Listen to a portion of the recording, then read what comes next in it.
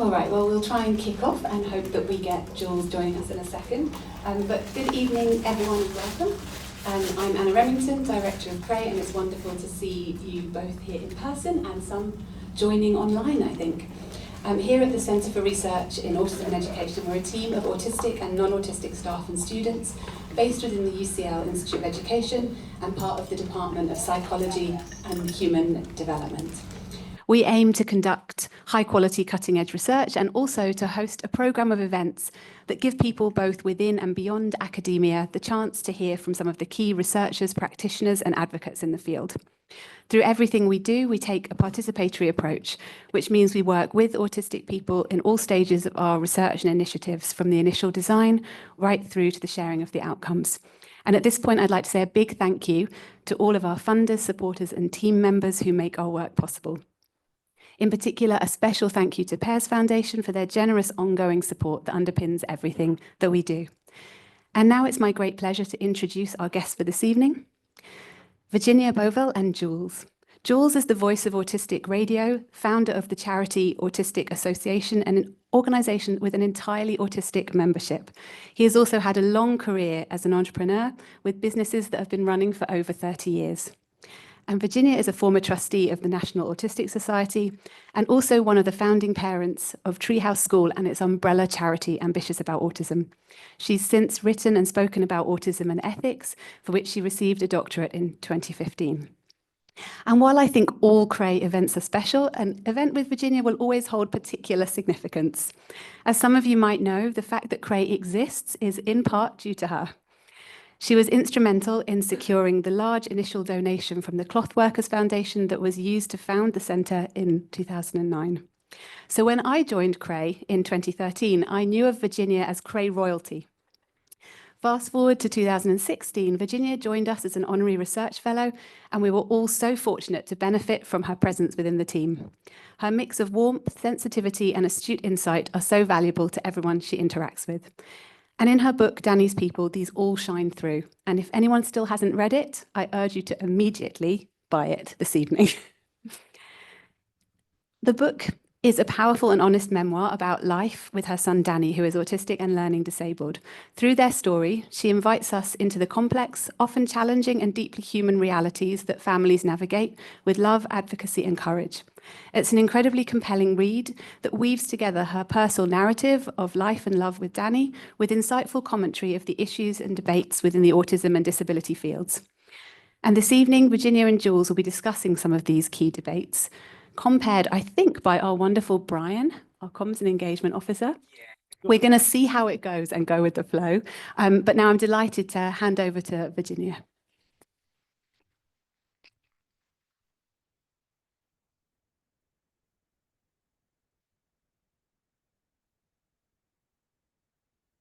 Thank you all so much for being here. It's really lovely, and I'm seeing different people from different phases of my life, some of whom I know really well and have known for a while.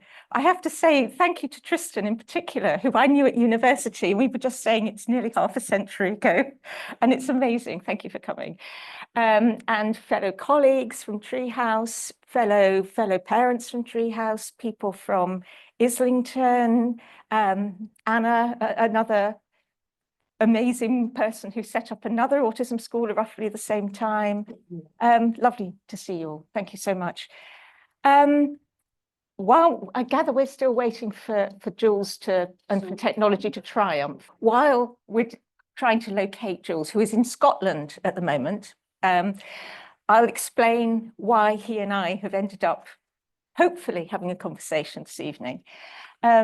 Quite a while back, I realised in my very long journey as Danny's mother and as somebody who got to know fellow parents, academics, and key autistic people, I realised that I felt uncomfortable doing any sort of public event if it wasn't shoulder to shoulder with an autistic person themselves, because, and I gradually learned this, for too long, autistic people had been taught about, but not given a chance, those who could speak, Danny can't, but for those who can and have a lot to say and many contributions to make, it seemed wrong that the people who hold the floor are exclusively the academic experts or parents. That absolutely, and this sounds rather biblical, forgive me if that's inappropriate, but it is quite inappropriate actually, but John the Baptist saying when he baptized Jesus, he must get greater and greater and I must get less and less. And that's how I feel. I mean, parents of non-verbal, learning disabled people who I now describe as autistic plus, like my son, we still have a voice to speak for our loved ones and our family members, and those autistic people who do not want to stand up and speak in their own right or write in their own right. But those who do, they should have more of the floor and the rest of us should have less. So when Anna very, very kindly invited me to do an event at Cray, I said, that would be lovely. I met Brian and I said, I'd like to do it with an autistic colleague. And Brian said, who would you like? And I said, Jules. And the reason I asked for it to be Jules was because Jules had already shown himself to be really skilled at conducting interviews which brought out content and thought and reflection in those he was interviewing with or those he was allowing to have a platform. So I thought he would be the perfect person. While we're still waiting for Jules, I will just say about Cray, it's absolute joy to see so many colleagues at Cray. It was an idea very, very early on when Danny was a very little boy, that the research that was happening into autism was primarily highly technical genetic or neuroimaging, sort of hardcore science with additional hardcore science from those doing intervention studies and trying to do that in a very rigorous way to try and establish how best to help autistic people. But I still felt that London, and in particular the field of education, was underserved. In other words, an awful lot of research money and endeavor and brain power goes into the sort of the organism, if you like, the biochemistry, looking under microscopes, looking in brain scanners. But in terms of the lives of autistic people and the lives of their families and those around them, we want to know what will help. And we want to know what will help in terms of hands-on education, post-diagnostic support, schooling, there were huge debates about what kind of education, what kind of school would best serve the needs of autistic children and youngsters. And then gradually, I realized, thanks to a lot of autistic advocates, that there had been some emphasis on children, but there was very little on adulthood. And of course, all autistic children, or the vast majority, hopefully will become adults. What will happen then? So what kind of social support is going to be needed? And this didn't seem to be being looked at in any sort of rigorous or systematic way. And along comes a colleague at the Institute of Education called Nick Pesey, saying the Institute have finally realized that they need an autism research centre, just at the point when, through contacts at Treehouse, we learned that a wonderful organisation called the Cloth Workers wanted to establish some sort of cutting edge, groundbreaking new thing that would really move the field forward. So I was just a dating agent, really. I just helped put Cloth Workers in touch with the Institute of Education. And then rather marvellously, Tony Charman decided he wanted to become the director. Was the founding director of Cray. And then there was Liz Pelicano, and then there was Anna. And it's just gone from strength to strength. And it's glorious to see so many of you colleagues doing your PhDs, those of you who are still working at the cutting edge, doing something with autistic people. Large numbers of your team are yourselves neurodivergent, which is fantastic.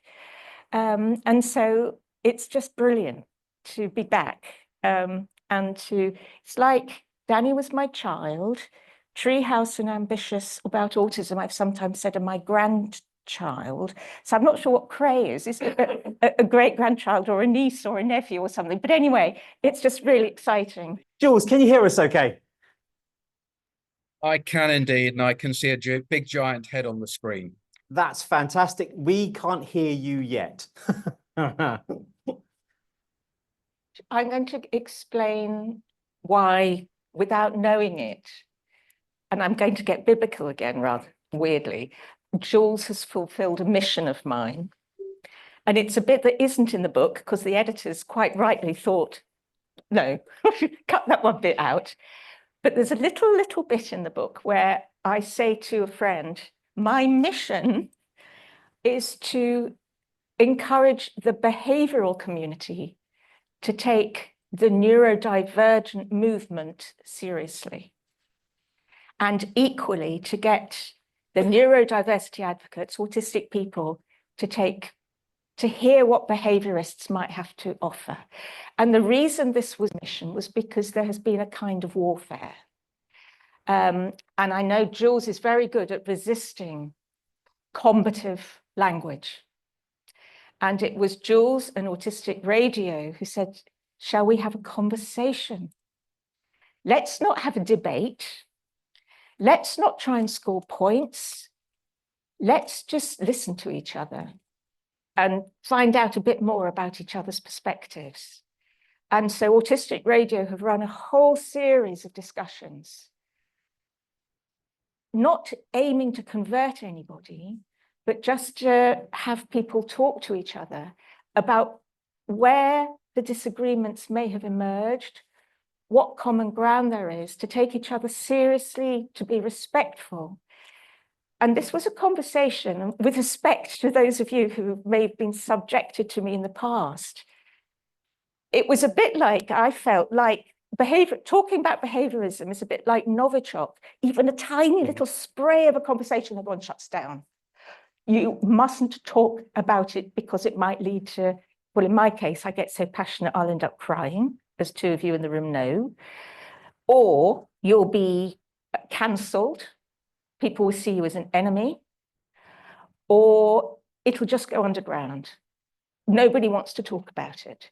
And here comes Autistic Radio saying, hey guys, let's talk about it. Let's be willing to talk. And that's why I'm really, really grateful to Jules. And that's why it was so obvious to me that it should be Jules here tonight. So Jules and I are both parents of autistic children. Mine is a boy, a young man. He has a daughter, and I hope he will be able to tell us more about her. He himself did not get a medical diagnosis, but he self-identifies. So I could read a passage about Daddy's early life, or maybe more importantly, I could show you what where have I put my backpack? My backpack said that I was going to show you what he would want to bring out at this stage. There we go. Jules, can you hear us? I can hear you, but I think my bandwidth is low, so maybe I should just turn off the video. I did catch snippets of what Virginia was saying there. I've just come from another conference, and what it reminded me of was that when I was reading the book, that the importance of the parent as the caregiver in the wraparound care of their own child. And then when I'm at a conference today, what I see being described as support for the autistic community, the best of it, I would describe as in loco parentis, the alternative to the parent that's created by the system. So, and the other thing that occurs to me about reading Virginia's book is that it's not just a narrative that takes you within a family. It doesn't just have the single parent's point of view, the autistic person's point of view. It gives you an insight into the family dealing with a very specific period of time, a time where the progression of understanding about autism has moved from a very medical model to a mix now between a neurodivergent model and also the medical model. And that's where we're sitting at the moment. And Jules, where do you sit in those contrasting models? Well, I definitely do not speak for the autistic community. I just had an interaction with an influential autistic advocate today, and they pulled out their mobile phone and they showed me a sentence that they had taken from an 1.5-hour recording that was a live broadcast, and took issue with that one sentence from what I said. So it's really difficult to bring such a diverse community and represent them in that way. But what I think I sit with, and I think what you're alluding to, is to enable a conversation between the professional and some of the members of the autistic community so that we can rub along and get some insight from each other's experience. Absolutely. Conversation, when it's an issue where already social and communication styles are going to be very, very diverse, is obviously more challenging, possibly, than other forms of conversation in other communities. But I think that the imperative then is to actually work even harder to have those conversations rather than to just give up. Or have you found this, Jules? People just go into camps, what have been referred to as culture wars or turf wars. People sort of sit in their bubbles and just stick with people that they agree with without really reaching out to find out where other perspectives may be enlightening. Would that be your experience? It's not. Okay. I think it's probably your experience. Yeah. And the reason it's not my experience is because I've sidelined them and I've gone around them.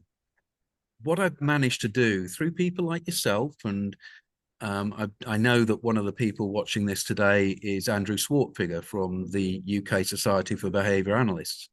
I have managed, through your help, to find people who are willing to have these conversations, because not everybody is. So I don't live in this combative world that you perhaps perceive that is out there. I'm not particularly on social media. Where Autistic Radio sits is this long form conversation which enables both parties to really express what they're trying to express without any of the silos or the backbiting, what you're describing. Which is why you're offering something so valuable and new. I mean, I think one of the questions that people might have in the room, and it's certainly something I think about a lot, you are clearly highly able, highly articulate, you've been an entrepreneur, you've set up Autistic Radio, you are eloquent, and a lot of people would say, and you identify as neurodivergent, how come you can claim to have anything in common with Danny, who, as I say, is autistic plus? He's autistic plus learning disabled. He's autistic plus he's nonverbal. He's autistic plus he has gastrointestinal problems and so on. People talk about autism as this very heterogeneous condition.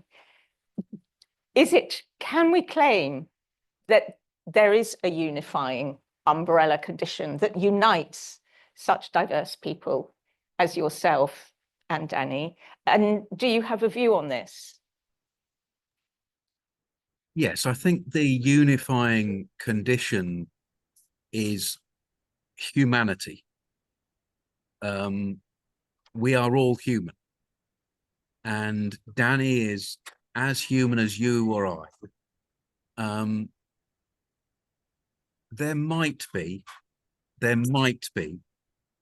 a sense of empathy with Danny, who I have not met, that comes from the way I perceive the world in a different way from maybe 90% of the other people out there.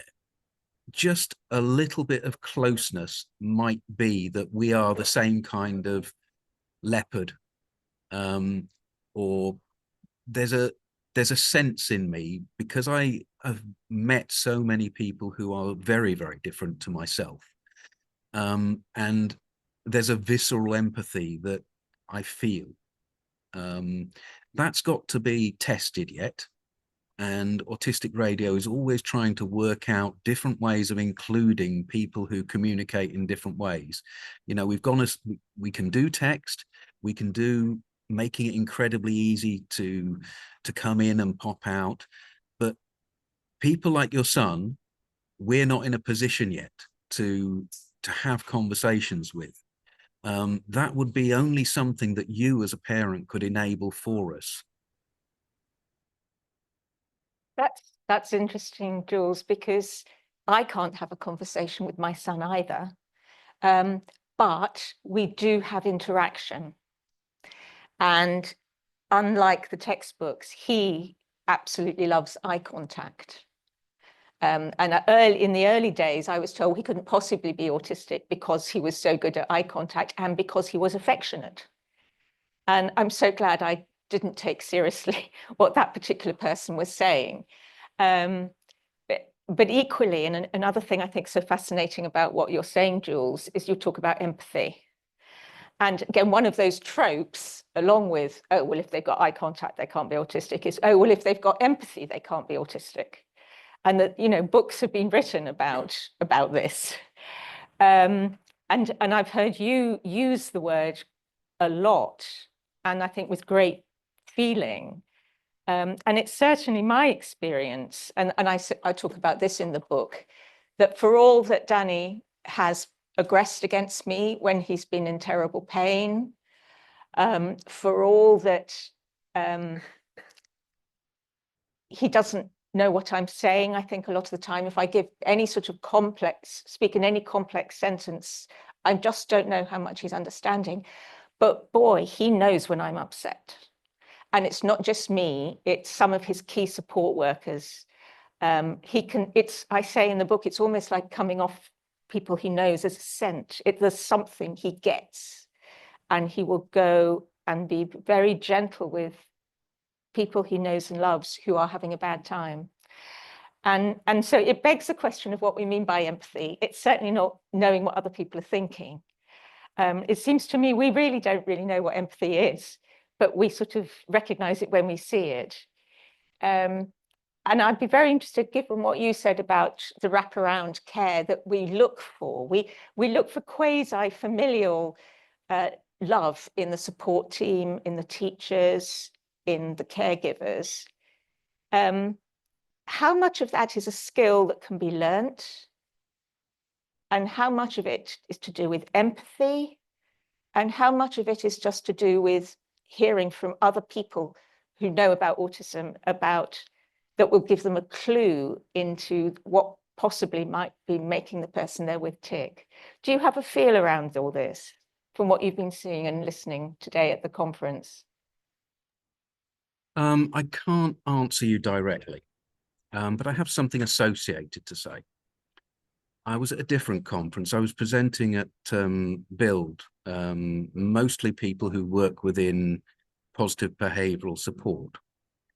And I went to one of the seminars and I saw somebody describe a way of caring for a person in a person-centered way.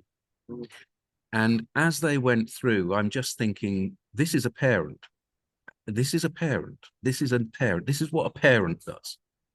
And most people in their 20s and 30s in the audience at some point were probably going to look towards being a parent, but they hadn't been a parent yet. And I remember from my experience in my 20s becoming a parent of an autistic child, it was something that I both knew instinctively, but also was learning. And it was a negotiation with my wife, and she taught me things and I taught her some things, perhaps not so much. What I would like is I would like to see when people have ideas of programs that support the autistic community, that they start to think of it as an alternative parenting, because parenting is the thing that they want themselves. So I think that will give them more of a handle on the empathy thing if they have that in their minds.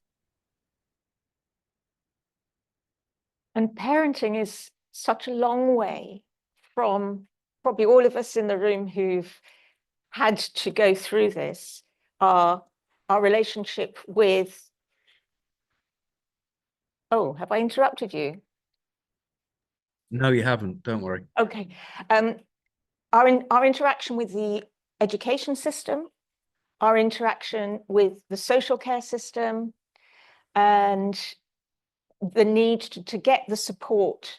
We hope the support workers or the teachers will have that sense of care and protectiveness and wanting to nurture that parents have. But quite often it's the institutional constraints, it's the budget holding, it's the having to deal with targets imposed by the institution. It's being supervised and having to report to the line manager. There are so many institutional barriers to enable a sort of organic relationship to build up between, and this isn't just about autism, is it? It's about the education system and the social care system generally, that it seems to have become so managerial and systematized and in a way data-driven, that those caring, nurturing relationships and enabling an individual to be supported according to their needs and their interests, as opposed to delivering on SATs tests and so on. It's as if almost that the children with special needs are the canaries in the coal mine who are highlighting a wider problem around the welfare state. And I love the welfare state. You know, I think it's so important that all the care can be free at the point of use and funded through progressive taxation. But it seems that we've got quite a long way to go to make sure the systems are actually doing that quasi-parental thing that you're referring to. And I'm wondering if that's something that you and your colleagues in Autistic Radio who have sought support either for your families or for yourselves, whether you have found that to be the case as well, or am I just talking about how the parents and people in my circle are finding it? I'm going to say something that is a bit more difficult, and I'm going to say that our society does not have the will to put the kind of resources into this field to meet the need that they see in the conventional ways of meeting that need. And we just have to get used to the idea that if you talk of 10% of the population coming under some kind of neurodiverse or neurodivergent profile, treating things in the way we have treated things is not appropriate. There has to be some kind of choice being made. So from my point of view, I think we have to reduce the cost of provision for people like myself and the children that that grow into people like myself. That's really important, because we cannot afford as a society to be giving that kind of wraparound provision in the old-fashioned way to those people, because that will take away from people like yourself with your son. There is unfortunately, a dynamic where everything that the neurodiversity movement puts out there to say that they have needs in the conventional way is going to water down and reduce the opportunity for you as a family with your son. I'm very aware of that. So the model for people who can get by with their autism, like myself, not by masking, but by having accommodations that are quite cheap and simple to make around them in healthcare and in schooling. We need to find the very cheap methods at my end of this continuum, if you like. I think this is fascinating, and that the fact that the conversation's just flowing, I hadn't known what we were going to talk about here at all. I studied health economics a long time ago, and then being Danny's mum, a lot of the time, as he was growing up, and certainly now he's in adult social care, and he's got 2-to-1 during the day and 1-to-1 at night. And you've alluded, Jules, to the cost of enabling him to be safe and supported, and the sense of gratitude on the one hand, but in a way of guilt on the other, is daily. I feel it daily. And then there's this attempt to sort of say, if somebody say, well, it's not fair, your son is costing the taxpayer this, and that means there's less money for potholes, there's less money for refugees, there's less money for the army, etc., etc. And we're all operating within an economic system, and I do touch upon that towards the end of the book. But I'm fascinated by what you say about we could be doing things cheaper, because that is still what I believe, not only for the Dannys of this world, but for those able, articulate autistic people I increasingly meet who are having really, really difficult episodes of anxiety and depression and mental health problems, and are feeling suicidal. And I don't think Danny's ever felt suicidal, because he wouldn't, I don't know if he knows what death is or even life as a concept. But I'm acutely aware that there are many able autistic people who want to end their lives because they're still feeling that they're outsiders, or that society isn't welcoming them or supporting them. And if some of those people end up in a long stay psychiatric institution, they will cost the state hundreds of thousands of pounds, when, as you said, Jules, simple adjustments, attitudinal change, employers willing to be more flexible, higher education institutions that are more welcoming, that are less punishing. It seems to me there are so many ways that the problem is not the people, the problem is the wider way of responding to people. But even with the Dannys of this world, I feel the fact that he's still able to live locally in his own flat, albeit with support. You know, a lot of people have said about Danny, if he wasn't supported as he is, he would be in a long stay hospital. No question. There is no other way he could be supported, and that would cost yet more. And there's an awful lot of politically correct stuff around prevention and quality of life, and why, obviously, for human rights, we should be making everyone, enable them all to have as good a life as possible. But I think there is an economic argument as well, and I don't think that's being made well enough.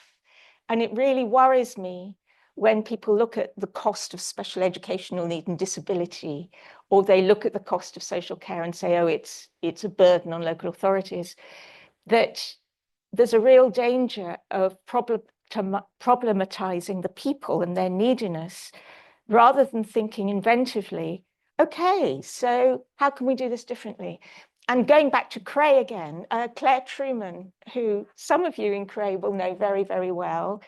It was lovely meeting Claire. She's still, I think, doing a PhD at Cray.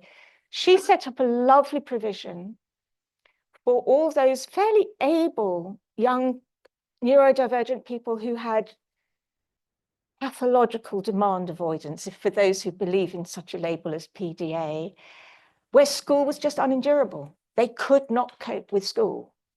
And she set up an alternative provision, which very much met them on their own terms. And she was getting great results.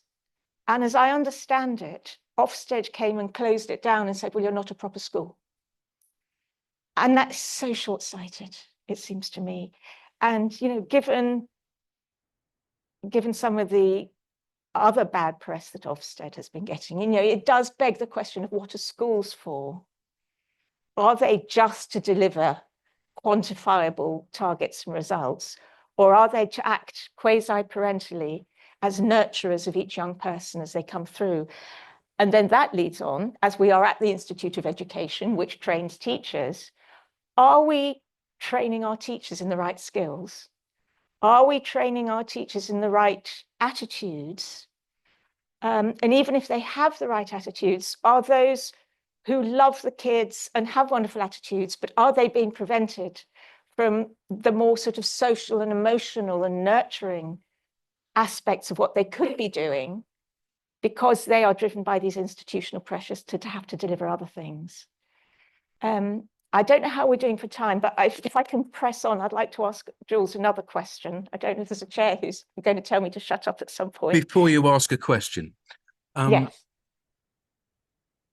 what schools have been for traditionally is first to keep the kids in one place so the parents can go to work because we no longer let children go down the mines.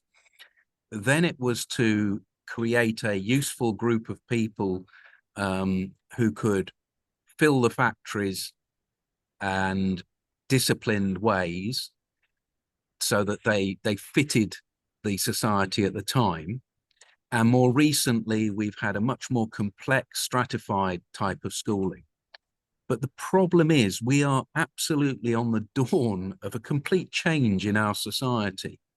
So the teaching group, who are, as I meet them, a fantastic bunch of people at risk of burnout constantly, resourced and overstretched, often many of them neurodivergent, though they can't come out. What do we do with schools now? Well, it has to be something to do with the happiness of the individual rather than the next stage of what society has got used to wanting, because we no longer want the percentage of people with degrees. We no longer want middle managers. With the revolution that's happening in our society at the moment, what we need is people who can fulfill their own destinies with their own autonomy. And that is a difficult thing because the politics is still to an old traditional model. Couldn't agree more. I was talking recently to two different friends of mine, both of whom have very experienced teachers, and both of them have in effect said, we need to start again. We're working in this profession, but actually we think schools are all going down the wrong direction at the moment. I only managed a year as a teacher, and I thought what I'm actually doing is boring my students, which was probably more my fault than theirs. But also I'm setting them up for those who do well to feel in a meritocratic system they've justified their future university place and then job, and also for the others to feel, well, I don't deserve to get such a high paid job because I failed, and anyway I'm going to forget all that she's taught me the moment I come out of the exam. And I very quickly thought, I'm not just wasting my time, but I just didn't have the conviction really to keep going as a teacher, which is, you know, fine, because the rest is history. I sort of ended up here. But this is where I learned to be a teacher. So it's really ironic. If somebody had said to me all those years ago, in so many years, you'll be sitting in front of all these lovely people talking about your son and a book you've written, I'd have said, no, that's somebody else's life. But anyway, that's an aside. I wonder if I could just move back to this big, big thing that I feel around what unites us and what doesn't. Because Jules, you said what unites us is our humanity. And clearly that is the case. But still, humans get diagnosed for things, for conditions. Sometimes it's a negative stigma type of a label, and sometimes it's emancipatory because it points them in the direction of the support they need. I still hold that because I know enough people for whom the diagnosis and the label has absolutely transformed their sense of who they are. My brother-in-law, who got diagnosed in his 60s, says, maybe it's okay to be me after all. And I thought, poor man, that he hasn't felt it's okay to be him until his mid-60s, when he learns that he himself is autistic. But I'm still very concerned about how we get the message over to those people who quite understandably have no reason to know about autism. That, as Lorna Wing and others have said, just because you've met one person with autism, you've only met the one person with autism, so that you avoid the generalizing, the stereotyping, the people who used to say about Danny, oh, well, he'll find a really good special talent and he'll be a genius. And that's really annoying because, as I've said in other forums, his special talent is that he lets people into his life and they end up loving him. And it links with what you said about, if happiness and fulfillment is the goal in all our lives, then you don't need to suddenly be a genius or have a special talent. But it still worries me when we're talking about autism in particular, rather than neurodivergence, as to whether we do need to go down the road of subcategorizing in order to identify what kind of support different people need, or whether there's a danger in that, as I touch upon in the book, that there'll be some types of autistic people who are welcome in this world because they have something to contribute economically or culturally. And there will be other types of autistic people who will be seen as an economic burden or as a nuisance. And my answer to that question that I pose myself is depends on the context, really, as to when you should generalize and unify, when you have a common interest, and when it's really important to actually subcategorize and to form subgroups. I don't know if you want to come in there or whether I can say one more thing. I'm happy for you to say one more thing. It is your seminar. Okay, well, it's ours. But I don't know if you were able to hear, it's definitely ours. This is shoulder to shoulder, even though we're many miles away. As I ask myself these questions so often, Anna has had the same experience recently. There's a House of Lords special inquiry into how well the Autism Act is actually serving the autistic population. And this is a panel of members of the Lords who are really, really, really going for it. They're asking so many people to come and address them, which is fabulous. A few weeks ago, I was on a panel with the most wonderful Paula McGowan, whose son tragically died because the psychiatrist didn't listen to her or her son, her autistic son. They didn't believe that he was allergic to the particular drug that the psychiatrist insisted on prescribing. As a result of this tragedy, Paula's campaign has ensured that it is required that all NHS staff get training in autism. And it's called the Oliver Gowmer training. So I was on the panel with her, and she was in Australia, and technology did work actually quite well.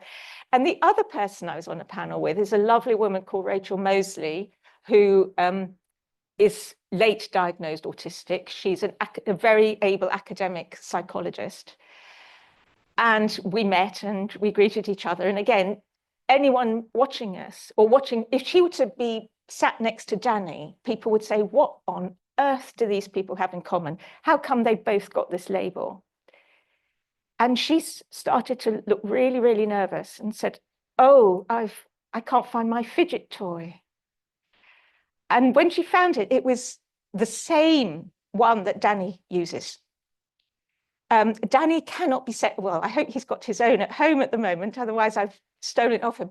He cannot be separated from this rubber snake, because it makes, I think, because he can't tell me, these amazing permanent patterns, the sensory feedback from the touch of the rubber and the sight, he just loves, and it makes him feel safe. And he also remembers where we've hidden them when we think he's not watching. I've got some other toys I can show you as well that, again, he absolutely loves. And one of them is a baby's rattle. And this leads to the whole argument about, is education there to help people fit in or not? Because at one point, there was a member of education staff who wanted everything that people like Danny learned to be age appropriate. And I thought, no way. Danny needs his baby's rattle. And just like you wouldn't require a blind person to do away with their white stick because it highlights to others the needs that that person has, Danny's baby's rattle is the most engaging way as a signifier to people in shops, on buses. Look, here is someone who is different. We've probably clocked that he might have a learning disability and or autism, and we will make reasonable adjustments, because most people are kind when they understand, when they get a glimpse of that somebody might have a special need. So I love the fact that Danny loves his rattle, and I would never take it away from him. And that's an example of allowing people to be who they are, but at the risk of just marginally entering into the debate about when we try and help people adapt and when we just celebrate who they are. Danny prefers to be naked, but I don't think it's in his interest to walk down the street naked. And those are areas where I think we have had to, as it were, normalize him, to help him to behave like anybody else. We can honor his desire to be naked in his bedroom and in the bathroom, but it's not in his interests elsewhere. And he has resisted in the past, but he now doesn't. And likewise, I had a discussion with someone about toilet training, which for those of us who have profoundly learning disabled or those with sensory issues that make learning to use a toilet really, really hard, there's a debate. How far do you push someone like Danny to learn to use the toilet? And how much do you think, okay, he will be probably wearing nappies for the rest of his life? And one person said, I think you're stigmatizing him by toilet training him. And it took a long, long time. And it was quite a struggle, but we got there. And I'm really glad, because it means that his male carers can take him into the gents more easily when there isn't a changing places toilet for a million miles. Yes, there should be more changing places toilets for adults with learning difficulties who are wearing continence aids, but equally, it's very, very helpful in Danny's case that he can just use an ordinary loo. So this is a very long way of saying it's just a small example of the ethical decisions we have to make about when we maybe try and lure a learning disabled and autistic person away from their inherent preferences in their best interests, we feel.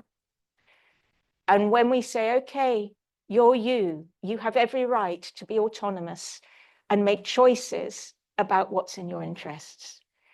And I'm sure I've got it wrong in the past. Is this something that all parents go through? And I'm just talking about something a bit more extreme.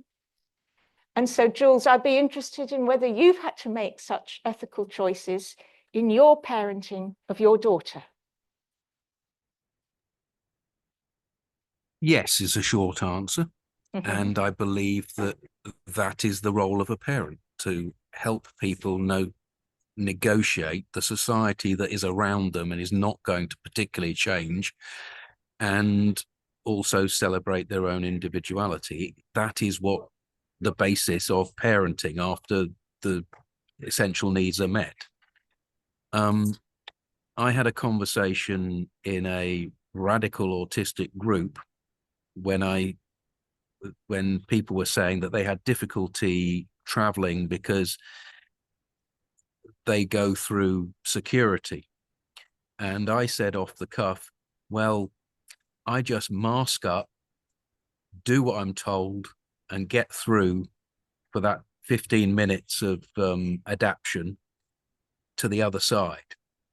I don't piss off the security guard, and I don't get myself excluded from a country by immigration. And just those words to say that my accommodation was to mask up and act appropriately for that short period of time caused somebody difficulty, and they said it triggered their trauma. Now, I would say that we have to adapt as autistic people, but the damage is when we are constantly having to adapt all of the time. Playing a role, modulating my voice now to come across as a reasonable person is part of life. With my daughter, she can put doctor in front of her name twice, and I don't know how many letters go after it. But she was an autistic young person that we had to help negotiate. And some of those times I said, well, look, the way other people look at this is this. And so we do have to play it clever here and adapt around them. But when you're here at home and when you're out riding on your horse, you've got all those other ways of kicking out and putting off steam. So yes, being a human amongst other humans is an adaptation. It's just the quantity. You've reminded me there of what autistic people often refer to as spoons. The idea being that you start, if your spoon is a sort of a unit of energy that you have, and you start the day with a certain number of spoons, and it might be that getting on a bus requires quite a lot of energy, and that uses up a spoon. And then when you get to school, just walking in line, if your school makes you walk in line, that will probably take up 2 spoons. And so by the end of the day, you've used up all your spoons. And I get the feeling that what's being said there is that getting through mainstream world, if you're autistic, requires maybe more energy because some of it doesn't come naturally, and you do have to, as you say, mask up, than if you're neurotypical, because the neurotypicals have set the scene because we are the majority. And I quite like this idea of only having so many spoons. And it's something that actually I've internalized to myself. Sometimes I have more spoons than others. If I'm going to 3 meetings a day and I've got another meeting the next day, I find I haven't got the spoons that I would have had. And it's just like a really useful reference point. And that's an example of what I've learned from autistic colleagues, is that I've used figures of speech that I've picked up, just as a small example of it not being a one-way street of neurotypicals being benevolent and imparting our great superiority to autistic people. There's an awful lot to learn, to say the least. I think there's a difficulty though, Virginia, sorry for interrupting. Yeah, no, go. If we view our life as a set amount of spoons that we can expend, like a budget, I understand and I use that concept myself. But the other thing is that if we are progressing from a baby through adolescence out into the world and into old age, that process should be learning, increasing our strength to be able to deal with things. So there's a limiting factor there's a limiting concept in the idea of spoons, whereas perhaps what we really need is to use our social muscles, increase our social muscles, in safe environments, have practice at different social interactions, so that, yes, we don't get pushed beyond our point, because an athlete doesn't want to push themselves until they injure themselves, but it is necessary to build up resistance during your life, whoever you are, whatever neurotype you are. Agreed. And I think that brings us very neatly back to the whole point of what is education for. And at the risk of saying a tiny bit about behaviorism, one of the criticisms was that it's just trying to normalize people. Now, it never was in my case, or those of the people I know, but it was about building up that muscle, if you like, through gradual familiarity with things that didn't come naturally or easily, so that you don't just build up, it's not like a sort of aversion therapy, but it is actually just desensitizing, I suppose, so that the environment can become easier and more enjoyable through building up those muscles. And I think we all have to think about those things we will never be able to tolerate, and those things we can work on gradually to learn. And the question is, what are the things we need to learn that are really important, and what are the things that just aren't?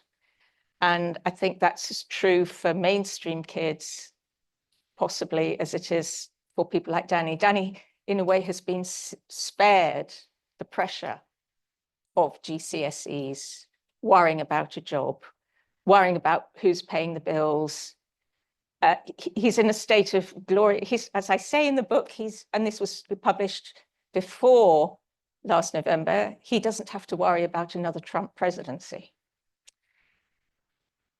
Is that a good note to end on? Can we give them a nice big round of applause? I need to say thank you for talking about big subjects of the heart. That's what it was. You had an eye on the brokenness of society that we can't change overnight, but it's conversation that works to bring around change in the now. Thank you ever so much for that. I love the idea of quasi-loving families of support, or quasi-families.